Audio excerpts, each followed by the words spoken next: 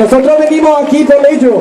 Es decir, tenemos que luchar todos los días. Tenemos que llevar, nosotros que sabemos los derechos de los estudiantes, que tenemos acceso a ellos, tenemos que llevárselo a todos los alumnos. Los problemas de los alumnos son día a día y ahí estaremos todas las asociaciones de estudiantes de la Universidad Laboral, en nuestro instituto. Os animamos a que vosotros hagáis lo mismo en los vuestros. Porque el movimiento estudiantil hay que llevarlo todos los días. Hay que llevarlo siempre arriba. Y eso es básicamente lo que quería decir.